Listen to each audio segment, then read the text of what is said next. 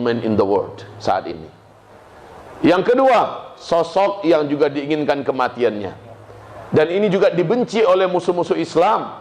Siapa? Orang yang paling dicari-cari oleh Presiden Sisi, presiden yang telah mengkudeta Presiden Mursi sebelumnya. Siapa dia? Presiden Persatuan Ulama Seluruh Dunia, yaitu Profesor Dr. Yusuf Al-Qaradawi. Eksistensi beliau mengguncang dunia. Fatwa-fatwa beliau akhir-akhir ini yang sudah merambah kepada masalah politik, yang merambah masalah militer, yang merambah masalah akhir zaman, menyebabkan dunia sekarang ini, yang khususnya yang sedang memimpin dunia, penjahat ini sangat benci dan geram dengan beliau. Sehingga Sisi mentargetkan siapa yang bisa menangkapnya hidup atau mati, untuknya sekian miliar. Apakah ini orangnya? Allahu a'lam. Yang ketiga, sosok yang juga punya peluang untuk dibunuh. Siapa orang yang ketiga ini? Dia adalah Recep Tayyip Erdogan. Semua kita sudah tahu bagaimana sepak terjang beliau membuat rasa izah dan harap kita itu masih ada dan masih muncul, ya kan? Inilah dia seorang presiden rasa khalifah.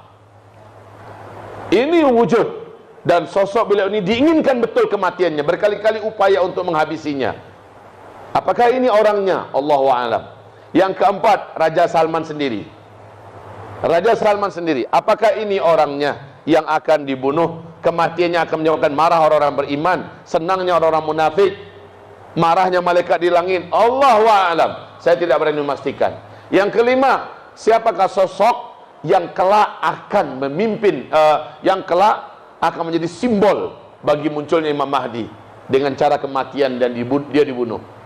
Yang kelima, ini adalah keturunan kandung Rasulullah SAW yang menginspirasi kebangkitan Islam di seluruh dunia. Pusatnya Indonesia, dan sekarang beliau ada di Mekah. Habibuna Habib Rizik Syihab. Apakah ini orangnya? Man of the Year 2016? Saya tidak bisa memastikan. Saya tidak bisa memastikan. Dan saya sangat setuju dengan Ustaz Rahmat Baikuni.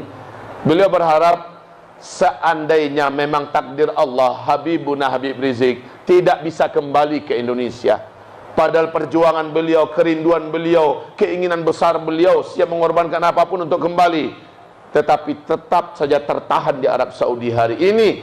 Bila memang ini adalah skenario Allah Subhanahu wa taala agar salah satu di antara ulama dunia yang berkumpul di Mekah, yang tidak ada janjian di antara mereka yang akan berbaiat kepada Imam Mahdi, mewakili kaum mukminin mukminat yang ada di negara masing-masing, saya berharap mudah-mudahan itu adalah Habibuna Habib Rizik Syihab, hendaknya beliau.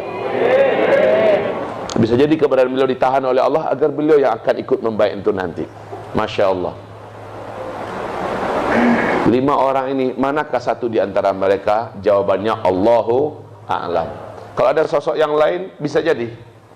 Yang penting dia harus famous ke level seluruh dunia. Jasanya pada Islam dan kaum muslimin sangat nyata, dan sosok ini sangat dibenci oleh orang kafir, musuh-musuh Allah dan orang-orang munafik. Jadi sudah berapa indikasi fix tadi? Sudah berapa? Sudah berapa baru?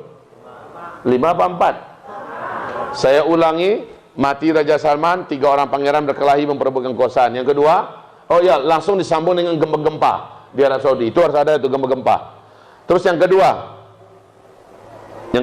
diumumkannya khilafah Islamnya di Baitul Maqdis, Palestina. Terus yang ketiga, bintang berekor mengelilingi bumi selama 3 hari sampai 7 hari. Yang keempat, matinya, terbunuhnya seorang lelaki yang berjiwa mulia, ya, yang dicintai orang beriman satu dunia.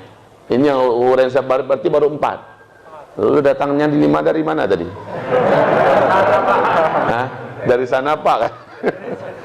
Baik kaum muslimin yang kami muliakan, ini yang fix ya. Kalau ini sudah terjadi, dan ini akan terjadi di waktu yang bersamaan, di tahun yang sama, maka kalau ini sudah terjadi fix, berarti tahun inilah Imam Mahdi dibaiat. Jika belum, jika tidak terjadi, berarti belum. Kuncinya di situ. Berarti belum. Ustaz, kita berharap mudah-mudahan tidak ya Ustaz ya. Oh ya, ada satu lagi, minta maaf, ada satu lagi. Satu lagi itu apa? Terjadinya hantaman meteor. Inilah dia puncaknya. terjadinya hantaman meteor menabrak bumi. Dan memang disebutkan, ini oleh beberapa ustaz salafi kita, dikatakan itu hadisnya palsu, ya, jangan dipercaya itu hantaman meteor di bulan Ramadan pada tanggal 15 Ramadan, hari Jumat. Karena ini jadi viral sebab bertepatan 1441 besok itu pertengahan Ramadannya tanggal 15 hari Jumat. Kemudian itu bulan Mei loh. Nah, menurut ESA dan NASA, bulan Mei 2020 akan ada puluhan ribu meteor yang melesat mendekati bumi. Dan meteor itu punya karakter agak mirip dengan bola biliar. Bersinggung aja sedikit dia akan mental, menjauh daripada, lari daripada jalurnya. Menurut analisa sekarang memang nggak akan ada yang kena katanya. Tapi kalau bersinggungan sedikit gimana? Maka mereka pun akan melenceng. Sementara tanda-tanda bumi akan mengalami hantaman meteor dari hadis Nabi Imam Al-Baihaqi, Imam Ad-Dailami, Imam Ahmad. Ada hadis ini sekarang sudah dibawa oleh Arab Saudi. Nyanyi-nyanyian di sana. Penyanyi-penyanyi wanita didatangkan belengang-lenggok. Ya, kemudian minum-minuman memabukkan, baru memabukkan beredar sekarang ini. 3 tanda-tanda ini sudah dibuat oleh Arab Saudi hari ini. Jadi bulan Mei pas Ramadan pula.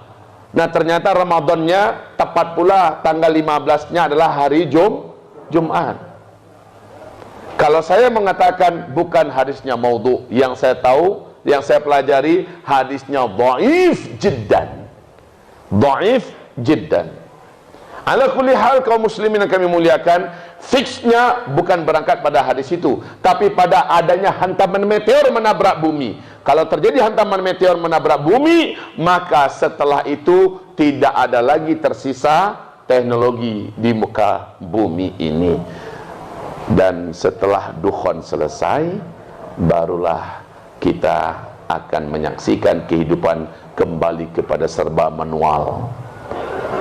Di bulan Zulhijjahnya terjadi pembantaian jamaah haji. Darah di Mina, di tempat pelemparan Jumrah Aqabah, itu akan sampai setinggi mata kaki. Ya, di bulan Muharramnya Imam Mahdi pun dibaiat. Kita dengar dulu, laki-laki yang dikejar dari Madinah oleh 300 orang pasukan yang dikirim dari Damaskus. Ternyata yang mengejar tenggelam di Al-Baida, sebuah kota kecil perbatasan Madinah dengan Mekah. Seluruh kota isinya penduduknya dan orang yang mengejar itu 299 orang masuk ke dalam perut bumi tenggelam. 1 orang yang selamat dan dialah yang mengabarkan kemana-mana bahwa kami tenggelam.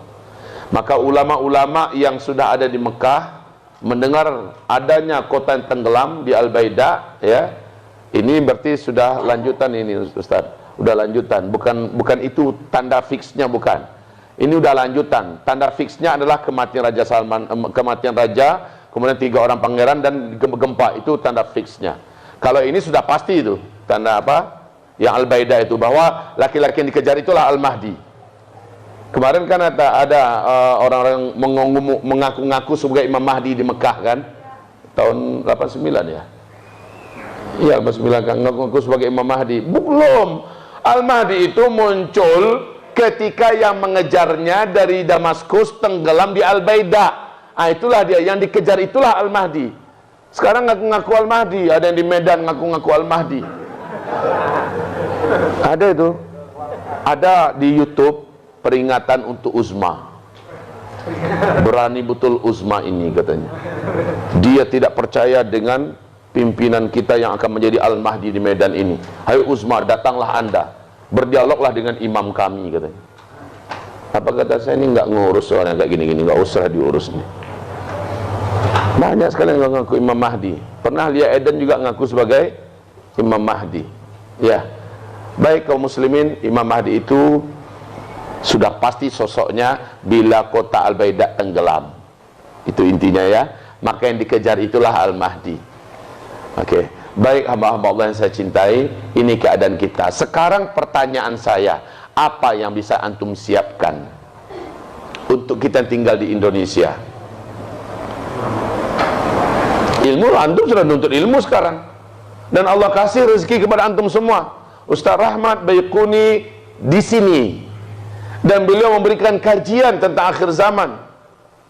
Kalau ilmu sudah, Ustaz Ihsan Tanjung juga Masya Allah tidak berhenti, tidak penat-penat menyampaikan kajian. Ustaz Abu Fatihah Al-Adnani, Masya Allah, Ustaz Abdul Khalik satu ini nulis dengan produktif, ya, luar biasa buku-bukunya, termasuk buku beliau ini yang zikir akhir zaman ini. Kalau masalah ilmu antum tidak cukup.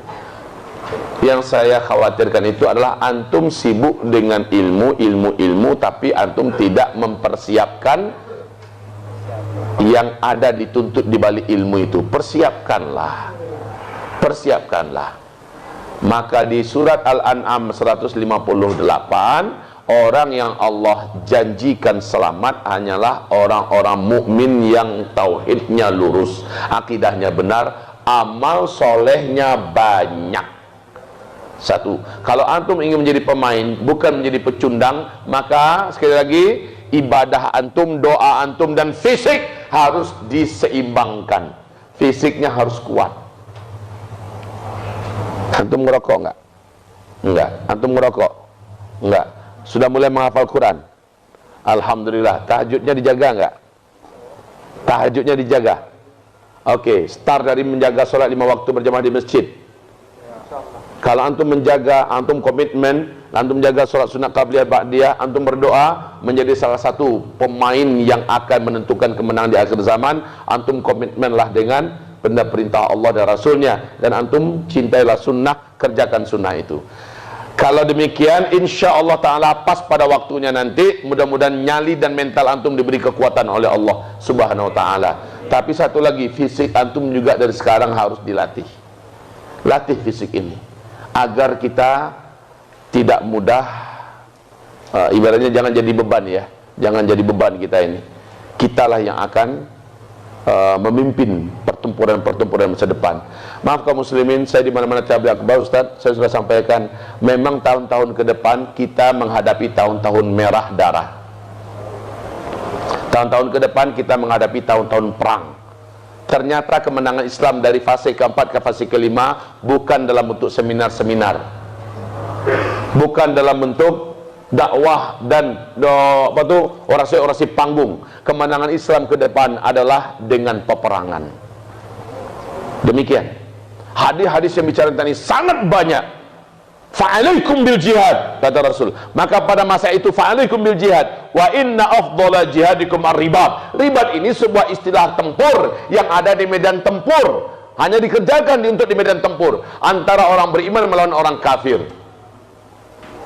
Dan Nabi berkata di akhir zaman akan ada dua kelompok umatku yang masuk surga tanpa hisab. Satu di sebelah timur yang berperang, satu di sebelah barat yang berperang sampai Nabi Isa turun. Mereka akan masuk surga tanpa hisab, dan mereka selalu menang dan tidak akan bisa dikalahkan.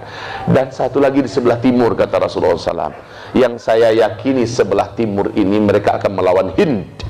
Mereka melawan Hind. Maka sebelah timur ini banyak peluangnya. Iya, Afghanistan, iya, Pakistan, ya, dalam melawan Hindia. Tapi juga agama dari warisan India ini yang sudah melebar di seluruh pelosok bumi Nusantara juga ada di sini. Kaum musyrikin itu juga banyak di sini.